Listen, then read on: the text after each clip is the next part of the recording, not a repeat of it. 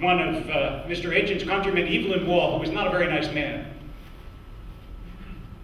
was a devout in his way Roman Catholic, and when someone asked him about it, he said, "You should see what I would be if I wasn't a Roman Catholic." His instinct was that, in fact, it civilized him despite the fact that he wasn't a very pleasant person to be around. And it's not true, and I will repeat this again because there's a certain persistence in misquoting what I said about this or attributing to religion in general what it doesn't say. It's not that you have to have the book to know what's right. That's not the issue. Nobody thinks that all of you are morally benighted and only if you open whatever book, whether it be the Book of Mormon, the Quran, the New Testament, the Hebrew Bible, you'll know.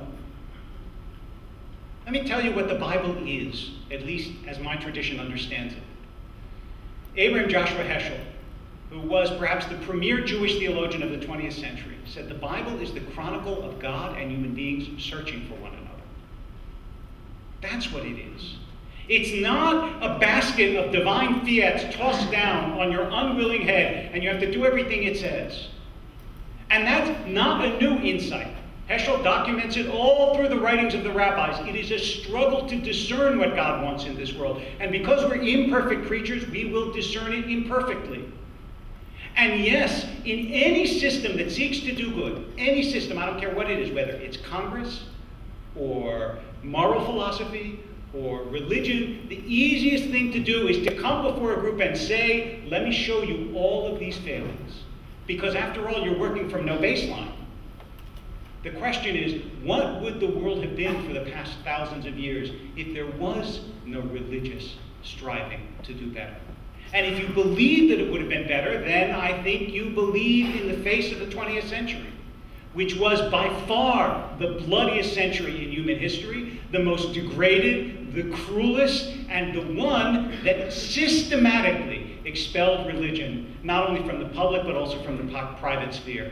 The only place where churches were burned all over the world because God was going to be replaced by the deification of human beings. And the deification of human beings is the most dangerous conclusion we have. I say sometimes to the teenagers in my synagogue, I said, look, when you were 2 years old, you couldn't possibly imagine what it is to be a 15-year-old, right? You don't know what a 15-year-old is. When you're 2, it's not just that you misconceive what a 15-year-old is, you don't even know how to think about it. In our tradition, God is much greater in proportion to us than we are to 2-year-olds. So when I say that God is the intelligence behind all this, to whom I can connect and from whom I learn through the mediated teachings of religious traditions what it is I'm supposed to do in this world, Mr. Hitchens would call that deist, but I call it religious humility. I call it an understanding of the fact that even though I feel God as a constant presence in my life in my best moments, it doesn't mean that I have a lock on what it is that God wants me to do at every moment.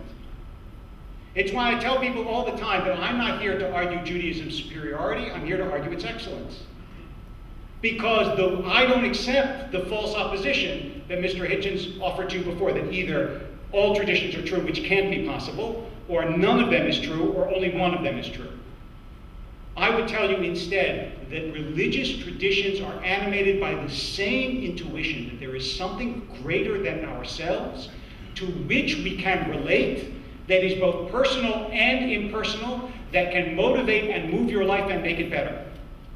And though that central intuition, which is what God wants of us, that central intuition gets expressed in lots of different ways. It gets expressed in books that are written in lots of different ways. It gets expressed in theological doctrines that are different. But all of us share that intuition. It was shared by Socrates. It was shared in some ways by Spinoza. It was shared by the Jewish tradition, the Christian tradition, the Muslim tradition, the Mormon tradition, on and on and on, traditions east and west. I'm not asking you whether you believe that the Catholic Church has done a good thing in saving people who did terrible things. Everyone agrees. I'm not asking you whether you believe that religion does only good in the world. Everyone knows that's not true. That's a childish argument, and it's an obvious one. I'm asking you something deeper. The question is, does God matter? I'm asking you whether you share that intuition that there is something inside of you that is transcendent and connects to something transcendent. And I'll close with this. There are reason arguments, and then there are personal arguments. I'm going to take an extra second just because he did, in the midst of my seconds. I know that religion does terrible things, that some of its doctrines are broken, that some of the people who practice religion are hypocrites. But I want to tell you something else that I know, as deeply as I know anything. A few years ago, when I sat in a cancer ward, and I was bald, and I had a line in my arm, and I was getting poison pumped into my veins in the hope that I would live, I knew that I wasn't alone. I wasn't angry, and I didn't think, why is this happening to me? Instead, I hoped that I would get better, but really, what I prayed for was courage and acceptance and strength. And the sense that there was a presence in this world beyond and above the people whom I loved and who loved me. And that moment, no matter what anyone else, my redoubtable antagonist or anyone else tells you, that moment is precious, is important, is a central experience of the human being and the human soul. And if you know that moment, and if you have felt it, don't let anyone, by any rhetoric, take it away from you. And if you have never felt it, leave yourself open to the possibility that you will feel it one day. And don't let the tricks of your mind close the opening of your heart.